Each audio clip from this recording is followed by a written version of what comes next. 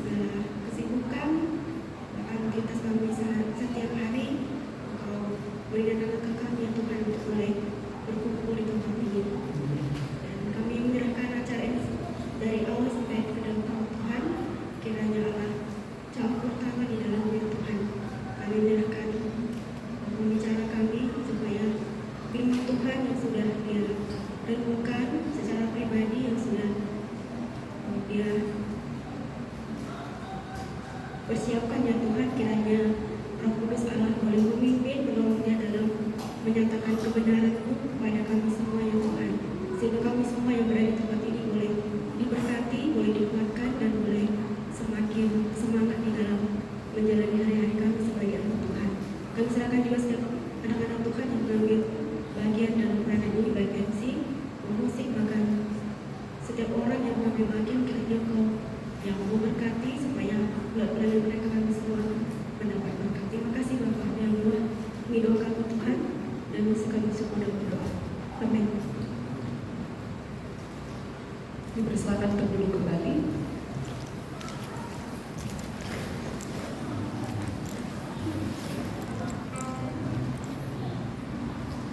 Kita tahu bahwa Allah kita adalah Allah yang memegang erat setiap kehidupan kita, baik di gunung tinggi, samudra, di pauman gelap pun Dia mendekat kita.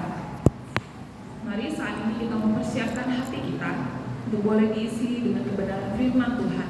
Dan kiranya firman Tuhan ini pun boleh menolong kita menyerahkan diri sepenuhnya kepada Allah dan percaya Allah sepenuhnya. Firman Tuhan akan dibawakan oleh Bapak Pendeta Devri Judika Purba dari GKPS Pontianak. Mari kita sambut kebenaran firman Tuhan dengan pujian Ku berserah kepada Allah. Kepada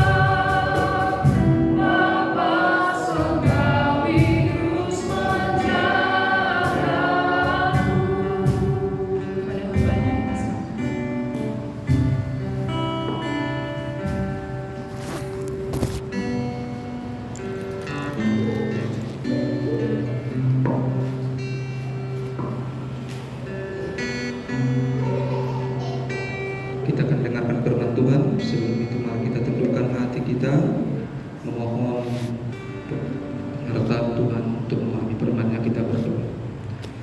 Ya Tuhan, Bapa kami yang baik, yang dalam kebaikan-Mu telah memberikan waktu untuk kami bisa bertemu di tempat ini, di mana ya Tuhan pada saat ini kami mau mensyukuri berkat-berkat Tuhan yang sudah kami terima di tahun yang lewat, dan saat ini kami mau menjalani tahun ini dengan kebenaran firman Tuhan di dalam saat ini. Berfirmanlah Tuhan, kami sudah siap mendengarkan firman-Mu. Amin.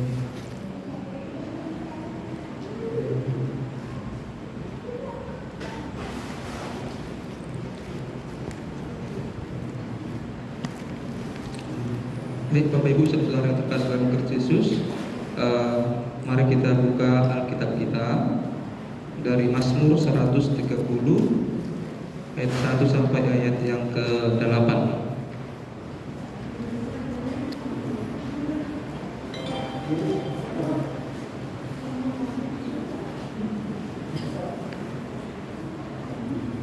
Mazmur 130 ayat 1 sampai ayat yang ke-8. Kita baca firman Tuhan secara responsorial.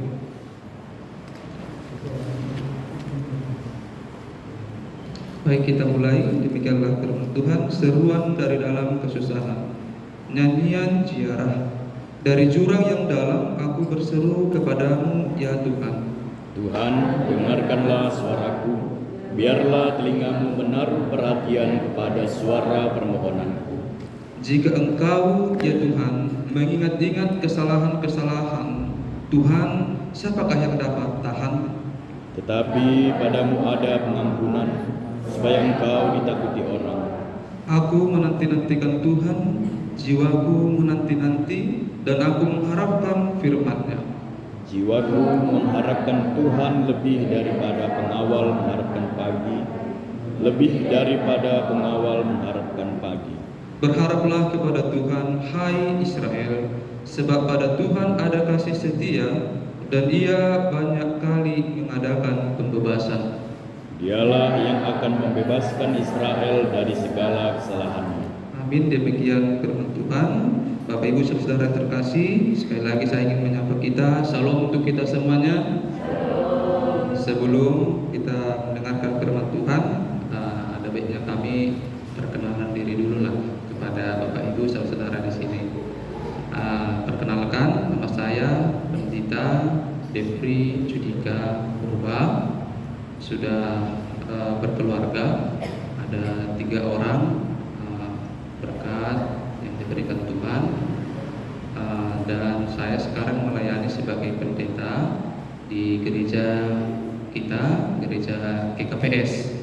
Dan baru ini bulan ke-5 kami di kota kita ini, di kota Pontianak baru. Jadi masih banyak tempat, masih banyak ini yang belum tahu ini di kota Pontianak. Jadi senang rasanya Bapak Ibu bisa berjumpa di tempat ini untuk mendengarkan firman Tuhan. Sebelum saya lanjutkan kembali, saya juga ingin mau tahu ini Bapak Ibu di antara kita yang hadir di sini, karena tadi saya dengar informasinya kita tergabung ada di sini alumni ya, ada alumni, ada mahasiswa, ada yang siswa. Bapak Ibu, siapa kita di sini yang masuk kategori alumni dari Perkantas? Biasanya alumni sudah berumah tangga juga ya. Wih, lebih banyak alumni. Yang masih mahasiswa, ya, siswa ada ya. Baik, Bapak Ibu, jemaat yang terkasih dalam Kristus Yesus, Perkantas, Persekutuan Kerintis antar universitas ya. Dan ketika kita pada saat ini berkumpul, saya mulai dari tadi nyampe di tempat ini mengikuti ibadahnya, ada 2 pujian tadi. Sebenarnya memori kami kembali kepada peristiwa 20 tahun yang lewat. Kalau kita tadi berbicara tentang alumni, saya juga alumni Perkantas, alumni Perkantas Sumatera Utara. Saya masuk sekolah teologi atau pendeta itu tahun 2002, dan 2003 sampai 2007 saya dididik di dalam Persekutuan Perkantas di Sumatera Utara. Jadi selama 5 tahun kita setiap minggu itu ada pertemuan lah, kelompok seperti itu ya, kelompok kecil, dimulai dengan materi kami pada saat itu memulai hidup baru MHB. Ada pemilihan karakternya diikuti Kemrek regional. Intinya yang mau saya sampaikan, Bapak Ibu dan saudara-saudara, perkantas dalam pengalaman kami, dalam kenangan kami ini turut membentuk kami, kira-kira seperti itu, membentuk spiritualitas kami menjadi seorang pendeta. Karena saya mau sampaikan kepada Bapak Ibu saudara-saudara di sini, kalau ada di antara kita ada nanti anaknya mau menjadi pendeta, jangan bayangkan di sekolah teologi itu pekerjaannya itu hanya berdua dan bernyanyi, kira-kira seperti itu. Belajar di sekolah teologi itu murni menggunakan ini kitab. Tidak diajarkan di sana bagaimana berdoa itu kalau di sekolah teologi Protestan, tapi mungkin kalau di karismatik Pentakosta itu bisa seperti itu, diajari berdoa, dua semalam suntuk, dua puasa seperti itu. Tapi kalau di STT beraliran Protestan termasuk saya itu sekolah di STT di Sabda Medan. Jadi kalau belajar teologi itu murni menggunakan otak. Jadi Alkitab itu dibaca, dikritisi, murni dalam pemikiran ingin mengetahui Alkitab. Jadi keseimbangan itu harus tercapai. Dan di manakah keseimbangan itu harus tercapai ini? Ketika tadi saya katakan saya juga masuk dalam persekutuan perkantas, dididik di dalam perkantas, berdoa bersekutu. Kalau tidak dalam pengertian ikut dalam kegiatan perkantas, saya mungkin bisa terlalu mengandalkan ini otak saya di dalam pelayanan saya sebagai seorang pendeta. Jadi itu yang saya syukuri. 20 tahun yang lewat bertemu kembali pada saat ini di momen perkantas di kebaktian awal tahun ya, awal tahun pada saat ini. Jadi syukur kepada Tuhan yang memberikan kesempatan kita bisa bertemu di sini. Baik, Bapak Ibu, saudara terkasih, sesuai dengan topik kita, mencari perkenanan Tuhan yang diambil dari pada nas yang tadi kita baca Mazmur 130. Ini saya pikirkan tentu di awal tahun ini kita yang berkumpul, alumni, mahasiswa dan siswa, ingin berusaha dan berdoa dalam hidup kita mencari perkenanan Tuhan. Karena kita aminkan hidup di dalam perkenanan Tuhan, hidup dalam tujuan Tuhan itu yang satu-satunya yang menjadi tujuan hidup kita. Karena itu kita selalu bergumul ketika saya mengalami situasi seperti ini, ketika saya mengalami situasi seperti itu, kira-kira apa perkenanan Tuhan? Keputusan apa, kesimpulan apa yang Tuhan ingin ajarkan kepada saya supaya hidup saya benar-benar berkenan di hadapan Tuhan. Doa kita mungkin sama seperti doa Daud ketika dia berdoa kepada Tuhan, biarlah Tuhan saya berkenan di hadapan-Mu. Itu yang menjadi doa sederhana kita, anak-anak Tuhan yang berkumpul pada saat ini. Hidup kita, apapun profesi kita, apapun jabatan, pekerjaan, status kita mengaminkan hidup kita harus berkenan kepada Tuhan. Amin. Nah, bagaimanakah supaya kita boleh hidup berkenan kepada Tuhan? Terutama di awal tahun ini, belajar dari Mazmur 130, ada 3 hal yang ingin saya sampaikan yang berkaitan dengan sejarah Mazmur 130, tentang pembagian Mazmur 130 dan penjelasan kepada hal yang lebih praktis. Saudara yang terkasih dalam Kristus Yesus, Mazmur 130 diberi judul seruan dari dalam kesusahan. Siapakah yang susah di dalam teks ini? Dan di dalam kesusahannya bagaimanakah dia mencari perkenanan Tuhan? Kira-kira seperti itu. Kalau dipertanyakan, Bapak Ibu saudara, ada yang susah pada saat ini? Ada yang susah sekarang? Tidak ya, happy semua ya, senang semua ya, suka cita, nggak ada yang susah ya? Jadi ditanya ada yang susah, diam. Ada yang susah? Baik. Nah, kita lihat di nas ini yang susah itu ada satu pribadi boleh, sebagai satu bangsa boleh, dan Mazmur 130 disusun untuk orang Israel yang baru keluar dari pembuangan Babel. Mereka susah di pembuangan Babel. Kenapa mereka susah? Ya karena mereka melakukan dosa. Mereka susah, dan Mazmur ini dipergunakan juga untuk orang yang di dalam kesusahan dosanya mau kembali kepada umat. Kira-kira seperti itu. Mari kita lihat hal yang lebih sederhana di dalam apa yang kami sampaikan. Kita lihat apa kondisi yang dialami oleh pemazmur di nas kita. Nyanyian ziarah dari jurang yang dalam. Ini kondisi yang disampaikan pemazmur, kondisi yang dialaminya. Dia berada di dalam jurang yang dalam. Kalau jurang yang dalam itu sebuah kiasan tentang situasi yang tidak diharapkan, tetapi jangan bayangkan Bapak Ibu Saudara, jurang yang dalam ini kita asosiasikan sebagai kesusahan yang bersifat duniawi. Kita bisa menyatakan untuk yang siswa mahasiswa skripsi kita ditolak itu bisa masuk ke jurang yang dalam. Kalau kita berada dalam hubungan mungkin saat ini ada hubungan ya asmara, ditinggalkan putus cinta, itu bisa kita katakan masuk kepada jurang yang dalam. Atau mungkin kepada kita Bapak Ibu yang sudah berkeluarga, kategori alumni, kesusahan ekonomi itu bisa kita katakan jurang yang dalam.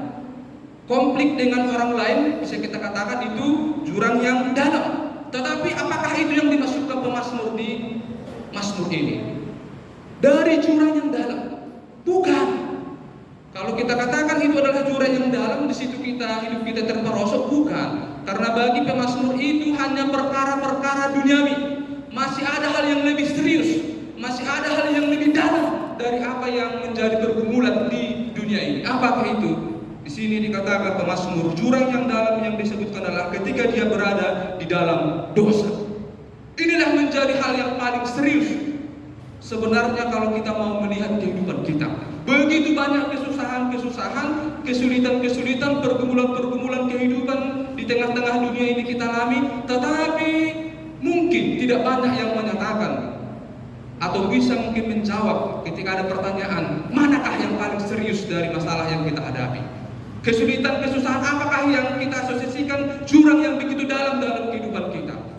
Mungkin ada orang bertanya, ya bagi saya karena ekonomi yang sulit, karena hubungan yang sedang berusaha, mungkin itu jawaban-jawaban yang paling umum kita bisa dengarkan. Tetapi pemazmur menyatakan jurang yang paling dalam yang dia alami itulah ketika dia berada dalam dosa. Kenapa dikatakan itu sebagai jurang yang dalam? Karena pada saat itu pemazmur menyatakan hidupnya jauh dari berkenan Tuhan. Padahal idealismenya adalah hidupnya ini berkenan kepada Tuhan. Tetapi ketika kita sudah di dalam dosa, tentu kita sudah jauh dari perkenanan Tuhan. Dosalah yang menjadi persoalan yang paling serius di dalam hidup kita. Sakit penyakit benar, ekonomi benar, tapi yang paling serius itu adalah dosa. Dan apa yang dilakukan Bapak Ibu Saudara-saudara yang terkasih, pemazmur ketika dia berada di dalam jurang yang dalam ini, dia berkata, aku berseru kepadamu ya Tuhan. Ini yang dilakukan pemazmur. Aku berseru, dia berseru kepada Tuhan ketika dia berada di dalam jurang yang dalam. Kenapa dia berseru kepada Tuhan? Kenapa dia memanggil nama Tuhan? Tadi saya sudah sampaikan, pemazmur berada di jurang yang dalam itu karena dia di dalam keberdosan kepada Tuhan. Saya mau tanya Bapak Ibu Saudara terkasih, ketika kita melakukan dosa, kita mau tidak tetap tinggal di dalam dosa itu? Ketika kita melakukan dosa, pertanyaannya, nyaman gak tinggal di dalam dosa? Ketika kita melakukan dosa, damai tidak tinggal di dalam dosa? Berlama-lama dalam dosa?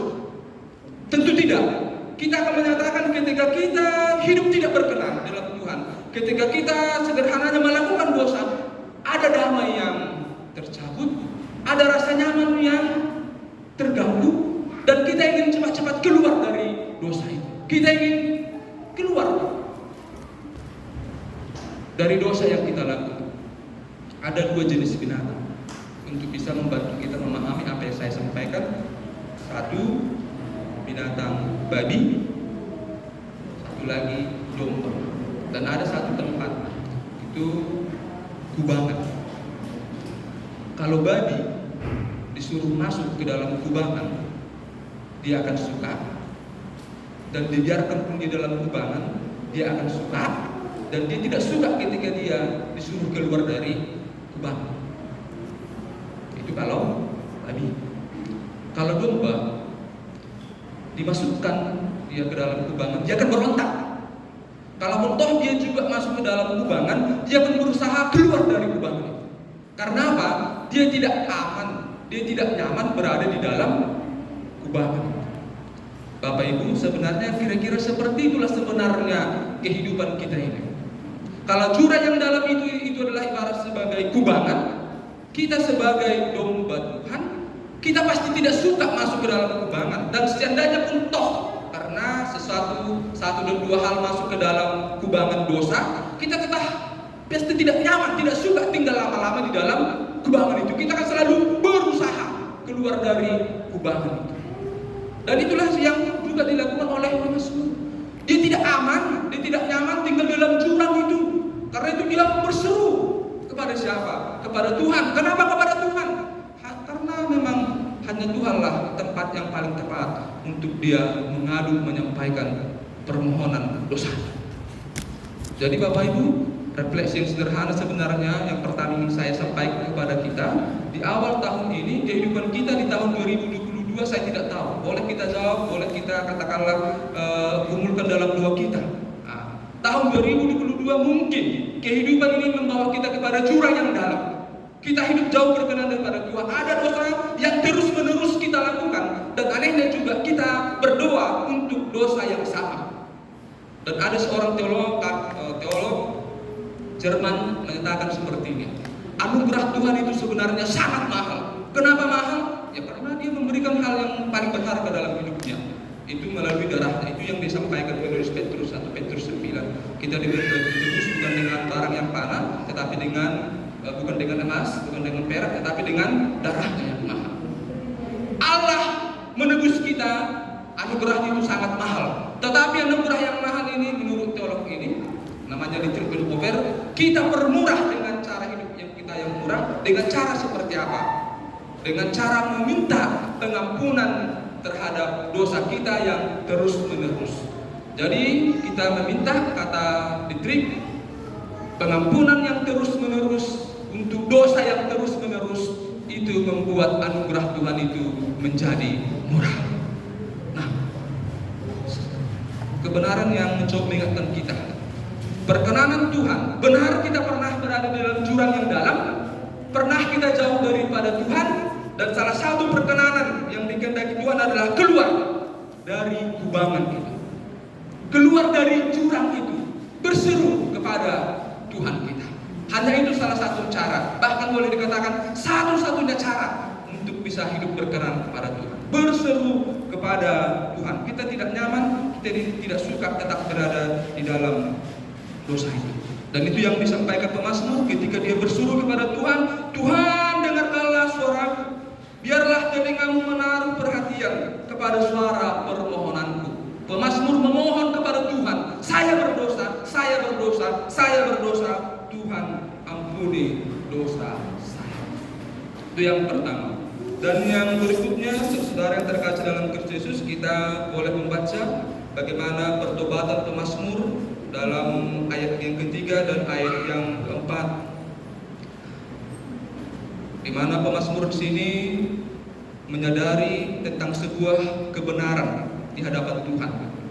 Jika engkau ya Tuhan mengingat-ingat kesalahan-kesalahan, siapakah yang dapat tahan? Kalau Tuhan yang dipercayai pemazmur itu mengingat segala perbuatan pemazmur, mengingat segala perbuatan yang kita lakukan, terutama perbuatan kesalahan-kesalahan kita, siapakah yang boleh tahan berdiri di hadapan Tuhan? Mungkin di hadapan manusia kita boleh dikatakan sebagai anak-anak yang rohani. Mungkin di pandangan orang kita ini adalah orang-orang yang dekat dengan Tuhan. Tapi kan itu menurut pandangan manusia.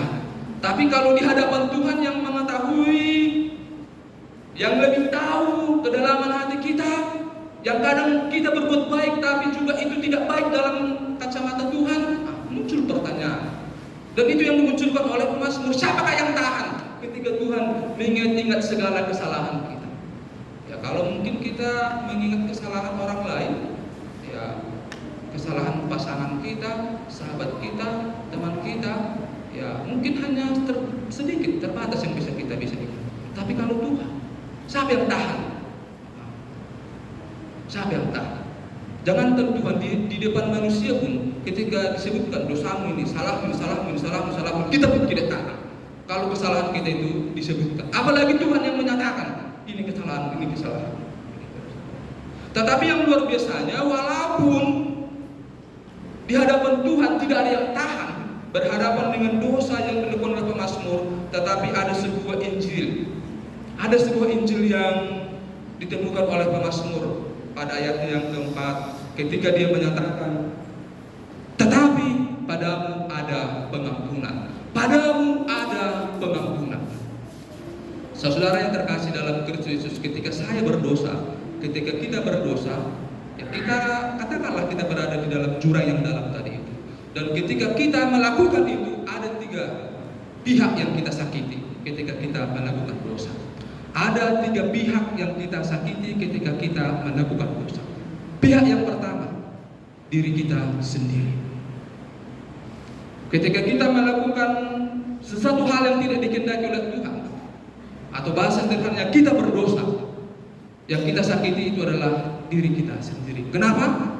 Karena kita tahu sebenarnya apa yang Tuhan kehendaki dalam hidup kita. Kita tahu sebenarnya hal-hal apa yang berkenan dalam kehendak Tuhan. Tetapi kita lakukan, kita langgar sesuatu hal yang tidak dikehendaki oleh Tuhan. Itu berarti apa? Kita mengkhianati idealisme kita sebagai anak-anak Tuhan. Kita sendiri yang jatuh, kita sendiri yang merusak citra itu. Dengan apa? Dengan dosa yang kita lakukan. Itu pihak yang pertama. Kita bisa menyesali diri, kita bisa meratapi diri. Kenapa saya melakukan ini? Kenapa seperti itu yang saya lakukan? Kenapa seperti itu tindakan saya?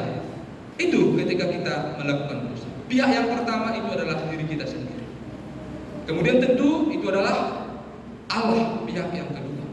Ketika kita melakukan dosa, tentu Allah itu akan menangis, hatinya akan hancur. Karena apa? Karena jelas di Yohanes 3 ayat 16 dikatakan, Allah tidak ingin manusia ini binasa, melainkan beroleh hidup yang kekal, dan Dia berikan itu anaknya yang paling tunggal supaya kita ini hidup di dalam kekekalan, tidak dalam kebinasaan. Itulah rencana Tuhan yang paling indah. Itulah tujuan Tuhan dalam hidup kita, supaya kita memperoleh kekekalan. Tetapi kita toh tetap masuk melakukan tindakan dosa, sama seperti yang dilakukan oleh bangsa Israel pada saat itu. Selalu terus-menerus melakukan dosa, selalu terus-menerus meragukan kuasa Tuhan. Dan Allah tentu katakanlah menangis dengan kondisi mereka. Itu pihak yang kedua yang disakiti. Dan pihak yang ketiga itu adalah sesama kita. Karena dosa selain berhubungan dengan hubungan kita dengan Tuhan, juga berhubungan dengan sesama kita. Kita berdusta kepada sesama, ada juga mungkin melakukan tindakan hal yang tidak dikenankan oleh Tuhan. Itulah hal yang perlu kita sadari ketika kita melakukan dosa itu. Tetapi padamu ada pengampunan. Kita tinggalkan. Kalau bicara tentang dosa, mungkin satu hal yang membuat kita pesimis dalam hidup ini. Injil itu selalu berbicara tentang ada solusi dalam masalah yang kita alami. Ada solusi terhadap kesulitan yang kita alami. Tetapi padamu ada pengampunan. Apa yang diharapkan pemazmur daripada Tuhan? Dia tidak mengharapkan berkat-berkat Tuhan dalam bentuk fisik, dalam bentuk materi, dalam bentuk hal yang sering kita minta, kesehatan atau apa. Tapi hal yang paling dia minta daripada Tuhan, ada pengampunan. Ini yang diharapkan pemazmur daripada Tuhan. Ada pengampunan Tuhan untuk setiap dosa, untuk setiap jeritan, untuk setiap pengakuan, untuk setiap seruan yang kita sampaikan kepada Tuhan. Padamu ada pengampunan. Dan pengampunan daripada Tuhan inilah Bapak Ibu yang sebenarnya sudah kita terima dan kita aminkan. Pengampunan daripada Tuhan ini, kita adalah orang-orang yang sudah diampuni. Diampuni dalam segala apapun dosa, kekurangan yang kita lakukan. Karena itu Tuhan juga berkata, karena demikianlah perbuatan Tuhan kepada kita, tentu hal yang sama juga diharapkan kepada kita ketika kita juga bisa menjadi orang-orang yang pengampun atau mengampuni di dalam hidup kita. Kemudian saudara yang terkasih dalam Kristus Yesus, pada ayat yang kelima dan ayat yang keenam, setelah pemazmur menyampaikan seruannya kepada Tuhan, permohonan dosa, permohonan pengampunan kepada Tuhan, apakah Tuhan langsung mengampuni? Apakah Tuhan langsung menjawab seruan dari pemazmur? Tidak. Itu yang kita bisa lihat dalam ayat 5 dan ayat yang ke-6. Ketika pemazmur berkata, aku menanti-nantikan Tuhan, jiwaku menanti-nanti. Apa yang dia nantikan dari Tuhan? Pengampunan ini. Karena konteksnya tadi berbicara, dia memohon pengampunan daripada Tuhan, dan itu yang dia nantikan, dan itu lebih penting. Dan penantian ini kalau diibaratkan dengan orang yang seorang pengawal di tengah-tengah bangsa Israel pada saat itu, ada pengawal yang menjaga istana boleh, yang menjaga kampung boleh, yang menjaga rumah, pejabat pada saat itu. Dan salah satu keinginan pengawal itu supaya malam cepat berlalu, supaya pagi cepat datang, supaya apa? Supaya dia boleh berganti tugas lah, berganti shift dengan yang lain. Kira-kira seperti itu. Dan ketika ada seorang pengawal menantikan waktu yang demikian, saya melebihi penantian yang diharapkan oleh pengawal tersebut, lebih dari pengawal yang mengharapkan pagi. Artinya apa? Saudara yang terkasih dalam Kristus Yesus, penantian yang kita nantikan sebenarnya, kalau boleh dibuat pertanyaan, apa yang kita nantikan dalam hidup kita? Apa yang kita tunggu di dalam hidup kita? Ada Bapak Ibu? Kira-kira boleh sharing apa yang kita nantikan dalam hidup kita? Sering. Yang di depan, ada sesuatu yang dinantikan dalam hidup ini? Sudah berkeluarga? Mahasiswa? Siswa? Alumni? Tapi belum berkeluarga? Ada yang dinantikan? Jodoh. Ini lah jodohnya di belakang. Jodoh. Kita coba dengar. Nah, jangan menangis.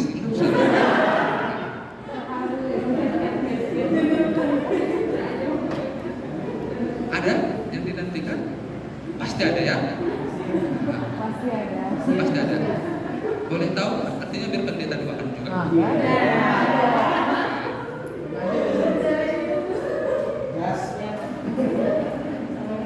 Nunggu matupol. Bentar lagi kita mau maksudnya.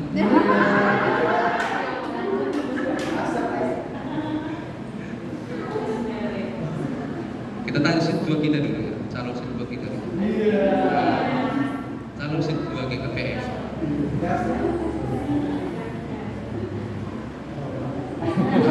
Ini ciri-ciri nggak dengar khotbah ini. Pura-pura deh bang, pura-pura. Atau pura-pura ini.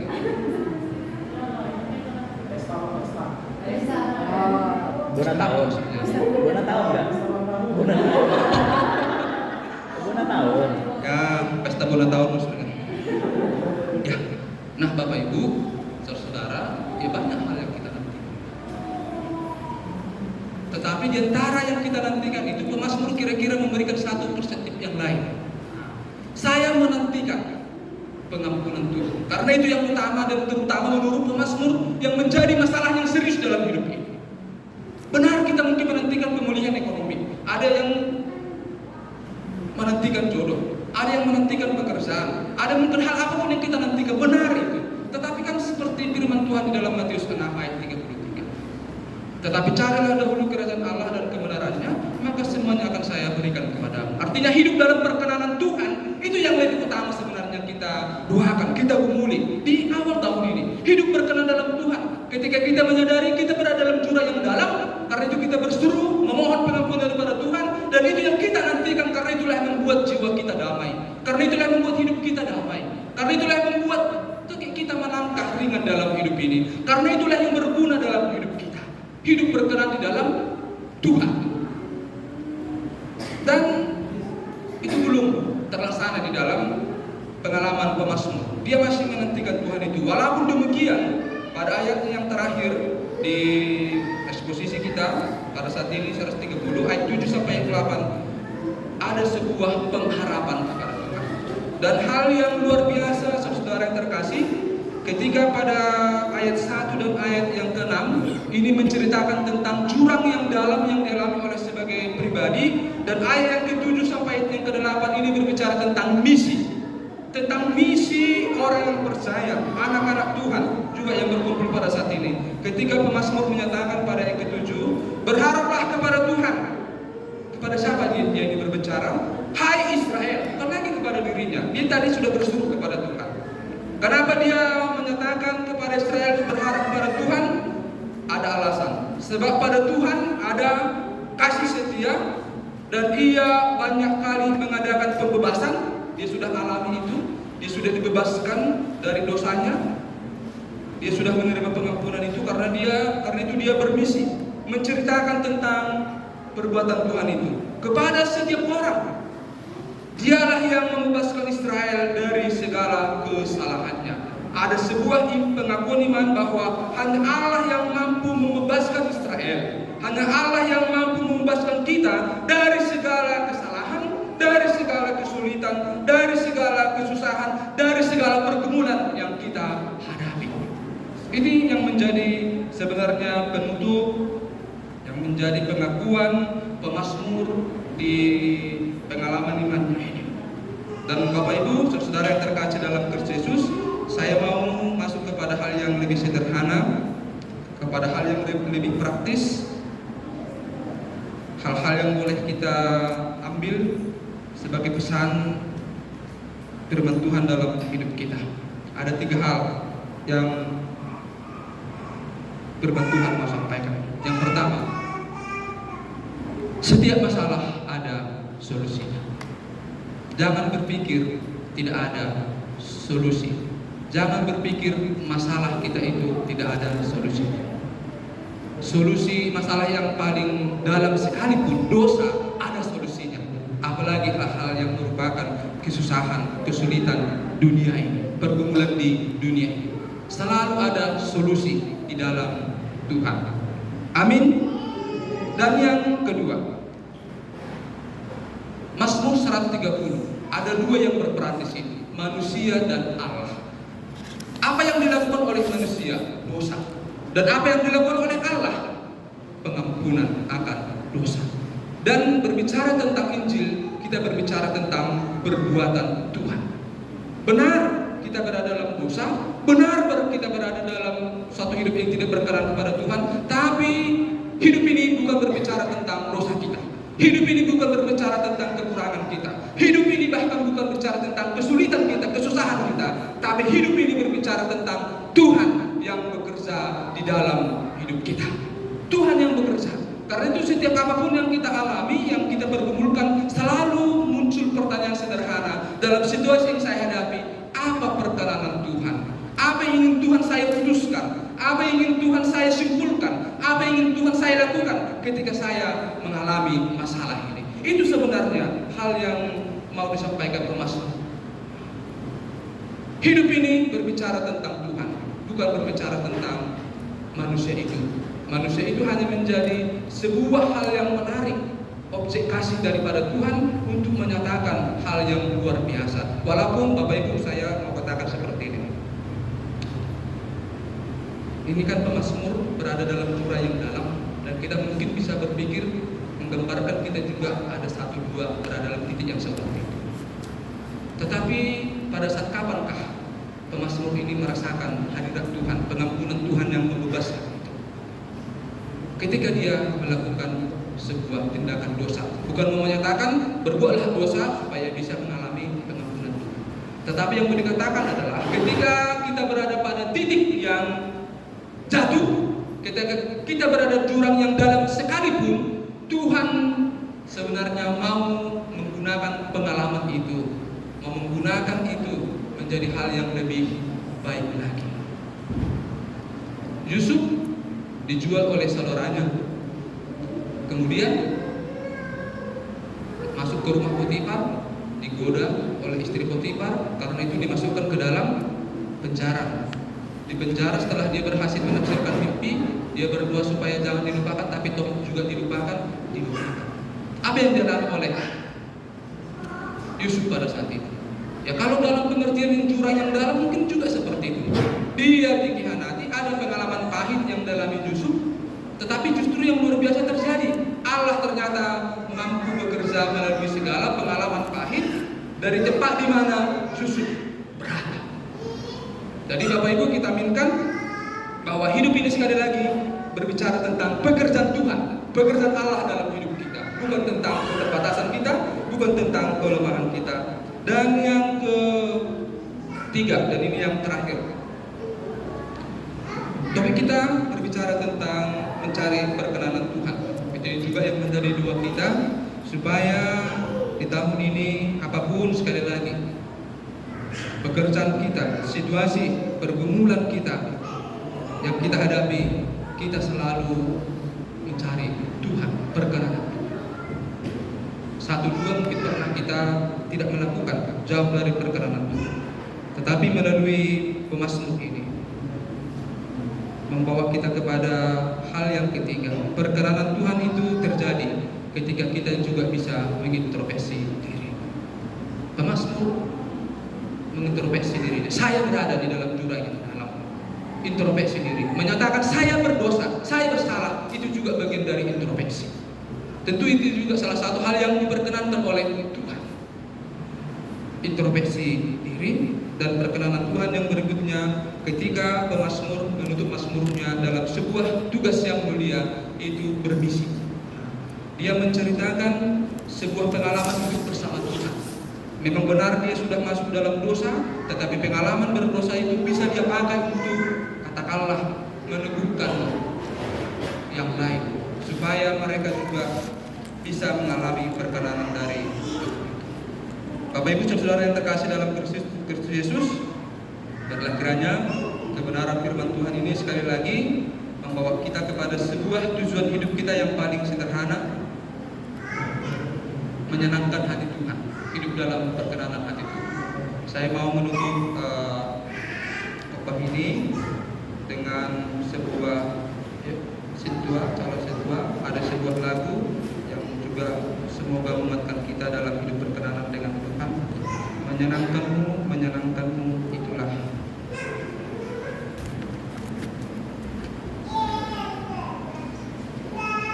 milik Tuhan. Baik, mari dalam posisi berdoa kita mau mengaminkan firman Tuhan yang sudah kita dengarkan dengan sebuah perenungan dari hidup ujian yang menyadari kita hidup dalam perkenanan Tuhan, menyenangkan Tuhan, itu menjadi tujuan hidup kita.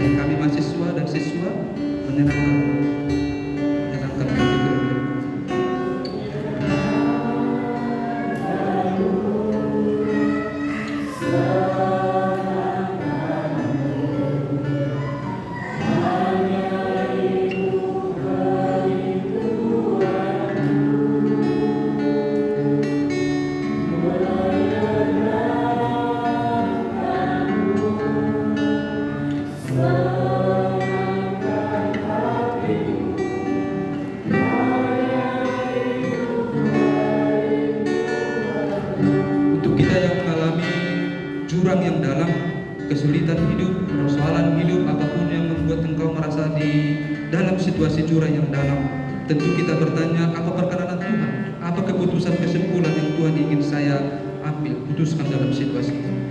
Karena itu saya juga mau mengundang kepada orang yang mengalami pergumulan khusus, berada dalam jurang yang dalam, apapun itu, kita berseru kepada Tuhan di dalam kesusahan, kesulitan kita, pergumulan kita, menyenangkan Tuhan. Itu adalah perkenanan yang Tuhan inginkan dalam hidup kita, menyenangkan, itulah kehendak. Menyenangkanmu, senangkanmu, hanya itu kerinduanku. Menyenangkanmu,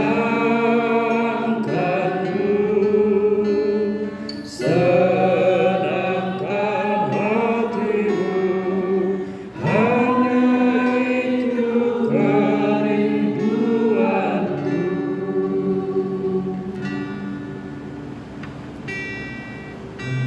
Mari kita berdoa. Tuhan, kami bersyukur dengan kesempatan yang indah ini. Kami beroleh kesempatan untuk mendengarkan kebenaran firman-Mu yang mengajarkan kami pada sebuah tujuan hidup kami dalam hidup kami, yaitu hidup berkenan dalam menyenangkan hati-Mu. Itulah yang kiranya Tuhan menjadi tujuan sederhana dalam hidup kami. Dan kami juga sungguh menyadari pada tahun yang lewat ada berbagai hal peristiwa yang membuat Engkau kurang berkenan dalam hidup kami. Karena itu Tuhan, pada saat ini kami juga menyadari kondisi kami sama seperti yang dialami oleh pemazmur. Dia berada dalam jurang yang dalam dan dia tidak aman damai dalam situasi itu. Karena itu dia berseru kepadamu. Itu juga yang kami lakukan pada saat ini Tuhan. Kami juga berada dalam sebuah situasi tempat yang tidak aman, situasi yang membuat kami bergumul, dan kami berseru kehadapan Tuhan, mencari perkenanan-Mu dalam hidup ini.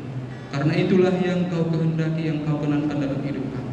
Ketika kami dalam hidup ini selalu berseru dan berseru ke hadapan-Mu.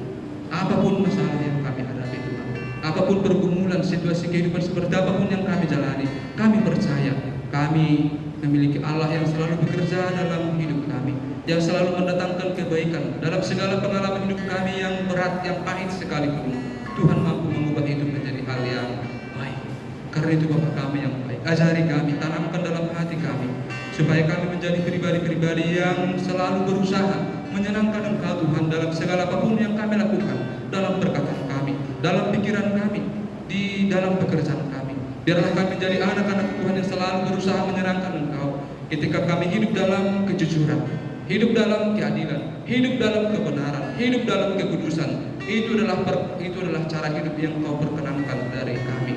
Biarlah Tuhan yang memampukan kami menjalani tahun ini, supaya kami menjadi orang-orang yang selalu Engkau perhitungkan, orang yang berkenan, orang yang Kau hitung Tuhan sebagai orang yang menyenangkan hati-Mu.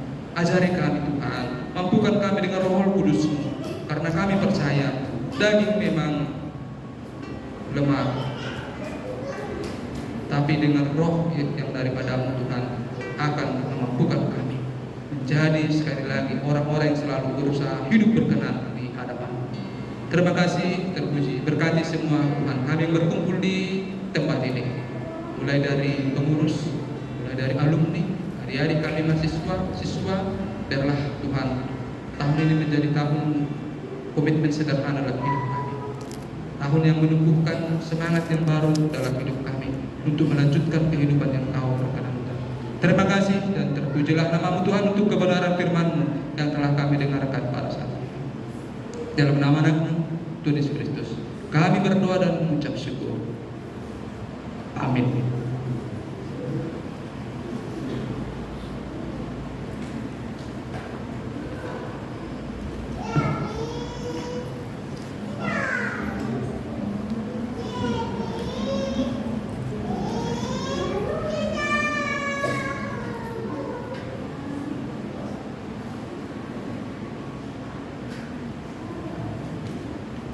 Kita bersyukur untuk firman Tuhan yang boleh kita dengarkan pada ini. Saat ini kita memberi yang terbaik bagi Tuhan sebagai bentuk syukur kita atas apa yang telah Tuhan berikan dan nyatakan bagi kita. Mari kita memberikan persembahan dengan sukacita, kita menyatakan dengan pujian Ku heran Allah yang Kau memberi.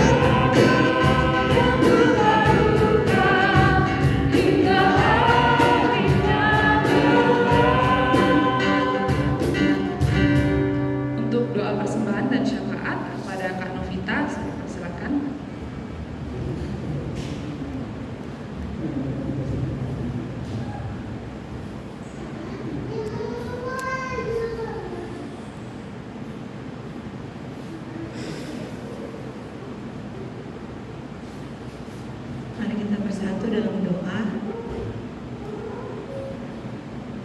Bapa yang punya hidup kami, Bapa yang punya pelayanan ini, kami bersyukur Tuhan atas kebaikan Allah, pemeliharaan Tuhan dalam hidup kami, dalam keluarga kami, bahkan dalam pekerjaan dan juga pelayanan yang Tuhan anugerahkan dalam hidup kami. Terima kasih ya Bapak, ketika saat ini kami boleh terus menaikkan syukur kami kepada Allah. Bahkan ketika kami boleh memberikan yang terbaik pada saat ini ya Tuhan, biarlah Allah yang boleh terus memujikan, meneruskan apa yang kami berikan ini, agar boleh menyenangkan Tuhan, agar boleh dikelola dengan baik, agar lebih lagi ya Tuhan untuk mengerjakan pelayanan dalam tangan kami kasih ya Bapak. Biarlah Tuhan yang berkati setiap tangan-tangan yang sudah memberikan, Tuhan memberkati kehidupan masing-masing pribadi kami, pekerjaan, bahkan pelayanan yang Tuhan anugerahkan. Dan kami terus menyerahkan kepada Tuhan akan waktu-waktu ke depan ya Tuhan, dalam pelayanan yang akan dikerjakan baik oleh setiap komponen, bahkan juga staf yang boleh mendampingi komponennya Bapak. Tuhan yang boleh terus menyertai dan memberkati agar apa yang boleh dikerjakan setelah evaluasi yang lalu ya Tuhan, yang sudah boleh dilakukan, semuanya Tuhan kami mau serahkan dalam karena pemeliharaan Tuhan dan penyertaan Tuhan, agar setiap program kerja yang dilakukan dan dikerjakan boleh mencapai, tidak hanya mencapai tujuan saja ya Tuhan, tapi kami rindu bahwa semuanya itu boleh memuliakan Tuhan atas apa yang dikerjakan dari teman-teman komponen dan juga staf ya Tuhan.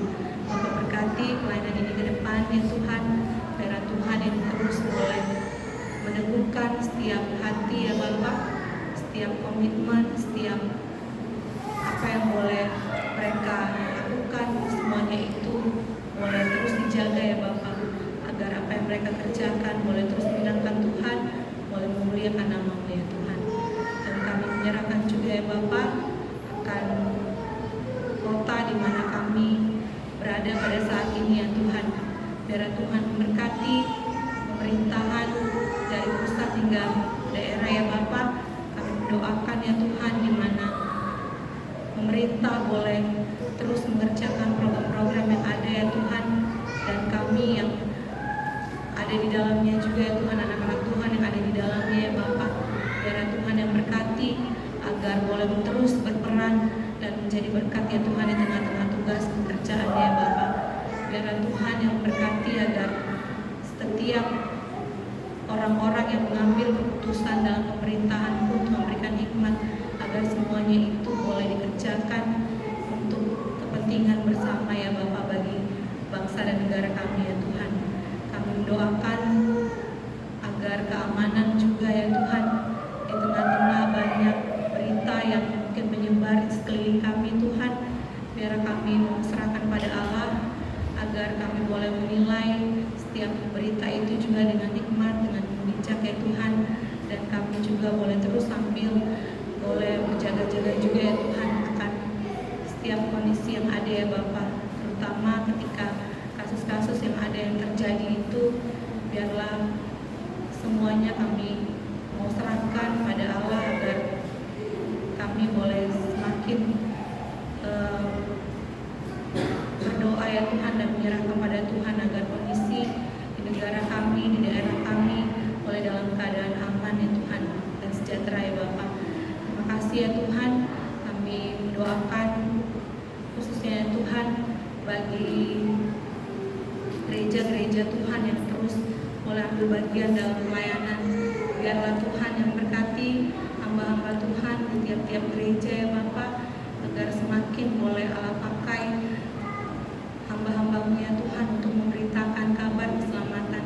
Bahkan kami juga mendoakan Tuhan, kami juga boleh ambil bagian di dalamnya agar kami boleh terus meneruskan kabar baik itu ya Tuhan bagi setiap umat-Mu ya Tuhan, bahkan bagi orang-orang yang belum mengenal Kristus, agar dunia ini boleh menjadi dunia yang boleh mengenal Kristus dan memuliakan Kristus dalam kehidupannya ya Tuhan. Kami, inilah doa dan harapan kami ya Bapak, dengan doa syukur yang kami boleh naikkan kepada Allah, dan kami juga mohon ampun atas segala kesalahan kami ya Tuhan, dan kami menyerahkan kepada Tuhan dalam nama Tuhan Yesus yang sudah mengajar kami berdoa. Bapa kami yang di surga, kuduskanlah nama-Mu, datanglah kerajaan-Mu, jadilah kehendak-Mu di bumi seperti di surga. Berikanlah kami pada hari ini makanan kami secukupnya. Ampunilah kami kesalahan kami, seperti kami juga mengampuni orang yang bersalah kepada kami. Janganlah kami jika pencobaan, dan lepaskanlah kami dari jahat. Karena Engkau yang punya kerajaan dan kuasa dan kemuliaan sampai selamanya.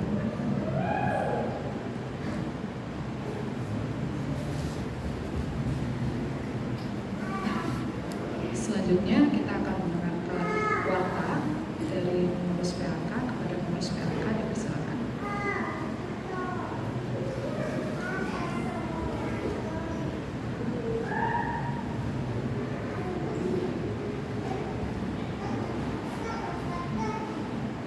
Shalom, selamat malam. Mohon izin abang-abang dan kakak-kakak, kami dari PAK ingin menyampaikan beberapa hal terkait pelayanan ke depan dan juga beberapa informasi yang kami sampaikan. Namun sebelum itu, kami dari pengurus memberikan aplaus dan juga memberikan terima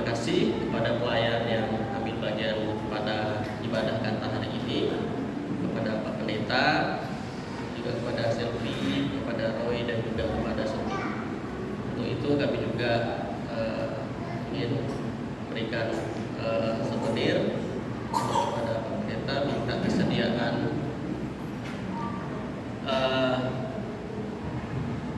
Kak Wike sebagai PC Perkantas Kalimantan Barat untuk memberikan souvenir kepada Pak Pendeta. Silakan terima.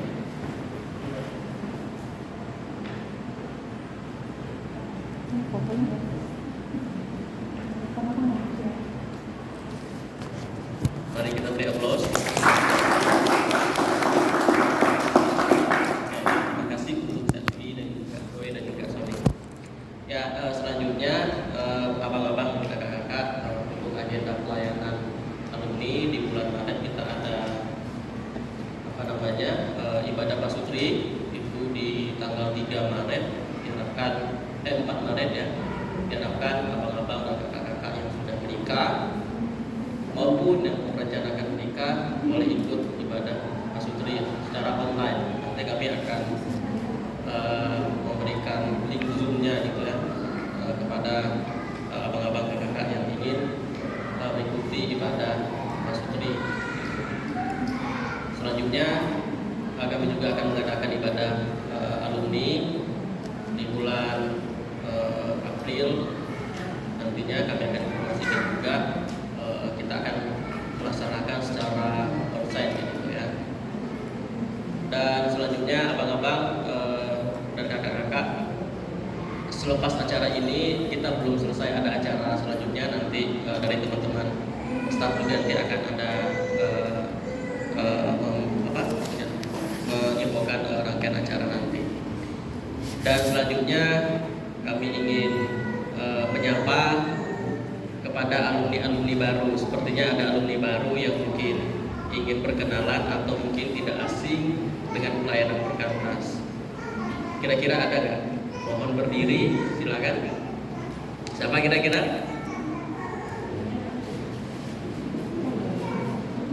Mau sharing juga boleh, maju ke depan. Silakan kan.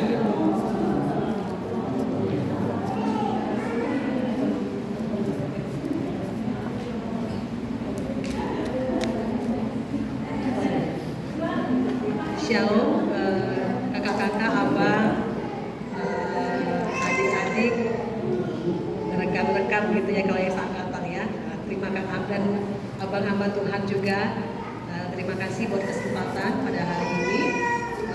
Bersyukur buat berkat Tuhan kami boleh menikmati seperti kembali ke rumah gitu ya. Kita pertama sekali saya perkenalkan, nama saya Elizabeth Guru Singa, suami saya Maranatha Saragi. Ini kedua anak kami, yang pertama Kezia Saragi kelas 9 di Immanuel, dan yang kedua Samuel Saragi di Immanuel juga kelas 7. Jadi kami berangkat dari Perkantas Sumatera Utara. Jadi dipertemukan menikahnya pun di Perkantas Sumatera Utara. Jadi saya dari PMK di tim misinya, suami pada waktu itu ketua pembina siswa. Jadi kami dipertemukan di situ dan berakhirnya kembali lagi ke Perkantas di sini. Setelah 2 tahun di sini baru tahu ada Perkantas di sini, karena ketemu juga tapi bukan kebetulan. Tuhan pertemukan dengan Kak Roma pada waktu itu. Itu semua tidak kebetulan, tapi semua dalam rancangan Tuhan.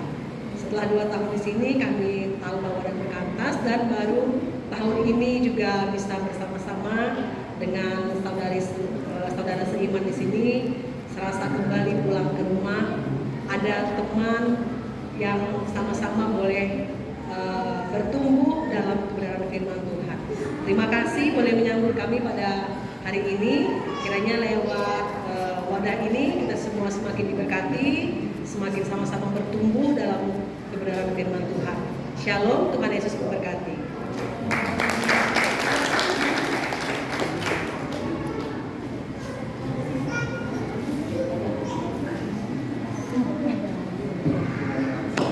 Shalom. Saya berterima kasih atas sambutan dan pelayanan dari rekan-rekan sekalian, kakak,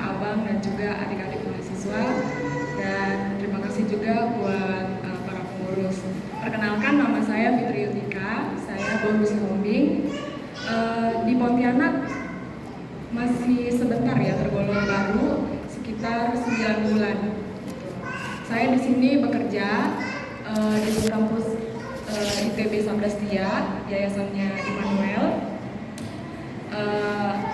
Dan saya bisa bergabung di sini malam ini karena diajak sama Feby. Ya, terima kasih Feby. Sebelumnya saya mengikuti perkantas di Bogor itu tahun 2017 sampai 2019. Memang bukan sebagai anggota yang sangat aktif ya, enggak gitu. Saat itu saya mengikuti perkantas karena sambil kuliah di Bogor. Jadi waktu diajak sama Feby, oh ya saya kembali menemukan persekutuan lagi gitu kan. Jadi sebelumnya juga sampai di Pontianak, persekutuan mana ya yang mau diikuti. Kalau sampai sekarang sih saya masih ada kelompok kecil yang walaupun dijalankan masih secara online. Karena teman-teman saya juga udah bisa dibilang tersebar juga di berbagai kota di Indonesia gitu. Sekian perkenalan dari saya, terima kasih. Oke, shalom. Sebenarnya saya bukan alumni, gitu ya. Karena istri saya paksa suruh berdiri, saya berdiri, gitu ya. Jadi saya suami dari istri saya Feby, gitu ya. Jadi saya bukan alumni perkantas, baru pertama kali mengikuti perkantas, gitu. Saya di sini, saya aslinya dari Cilacap, dari Jawa, ya. Terus saya bekerja di sini, pengajar di SD Immanuel sebagai guru agama, SD Immanuel 1 di belakang Kaisar. Jadi perkenalan itu cukup. Terima kasih. Terima kasih untuk kakak-kakak dan abang-abang yang sudah memperkenalkan diri. Kiranya tetap bisa bersekutu gitu ya di perkantas gitu ya. Dan bersyukur sebagai informasi ini adalah ibadah kata yang kita laksanakan secara onsite. Karena sebelumnya selama pandemi kita melakukan secara online seperti itu. Kita bersyukur kita bisa bertemu dan juga selepas ini mungkin abang-abang dan kakak-kakak mau sharing atau mau ngobrol gitu satu sama lain, silakan seperti itu. Sekian pengumuman dan warta dari kami. Terima kasih. Saya serahkan kepada Selvi. Tuhan Yesus memberkati.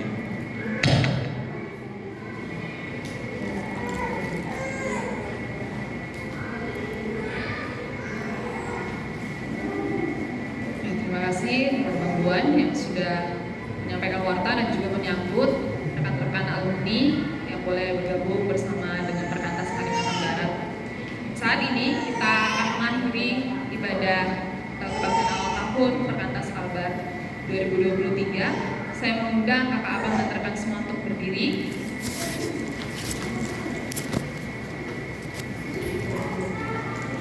Kita tidak tahu hari esok akan seperti apa, namun satu yang perlu kita perjuangkan adalah untuk terus hidup di dalam perkenanan Tuhan. Mari tetap setia dan taat pada Tuhan apapun situasi dan kondisi yang kita hadapi di tahun ini. Mari kita menutup ibadah ini dengan satu pujian, tak ku tahu kan hari esok.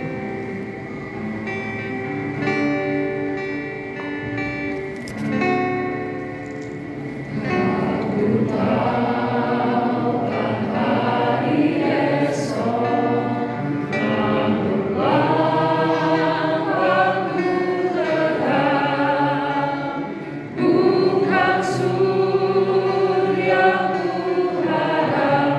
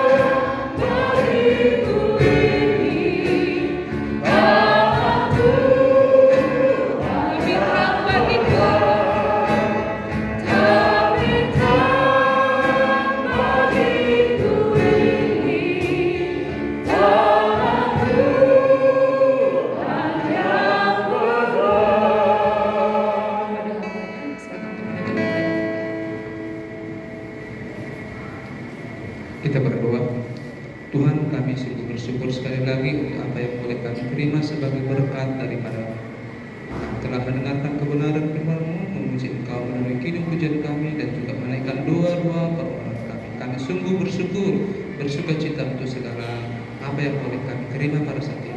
Dan sebagai tanda ucapan syukur kami telah mengumpulkan persembahan. Itulah ya Tuhan, menjadi tanda kami berterima kasih untuk segala sekali lagi berkat-berkat rohani, berkat pertemuan yang kami terima di tempat ini. Tuhan, kami telah selesai ibadat dan mungkin akan melanjutkan pekerjaan kami dengan kembali ke rumah kami masing-masing, kepada pekerjaan kami, kepada aktivitas kami. Biarlah sekali lagi Tuhan, kami boleh kembali dengan sebuah semangat, dengan sebuah kerinduan menyenangkan Engkau, hidup dalam tujuan bagaimana Engkau berkenan dalam segala apapun yang kami. Terima kasih, terpujilah dalam nama Anakmu Tuhan Yesus Kristus kami telah berdoa dan mengucap syukur. Amin. Terimalah berkat dari Tuhan Allah, kasih karunia dari Tuhan Yesus Kristus, dan kasih setia dari Allah Bapa, dan persekutuan Roh Kudus menyertai kamu sekarang dan sampai selama-lamanya. Amin. Salam untuk kita semuanya. Kak Abang dan rekan-rekan silakan berduduk dan mengambil satu.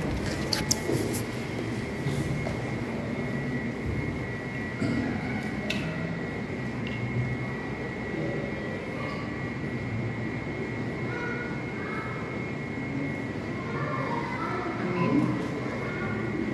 Ya, ibadah kebaktian awal tahun kita telah selesai, dan terima kasih untuk kehadiran Abang, Kakak, dan rekan-rekan semua.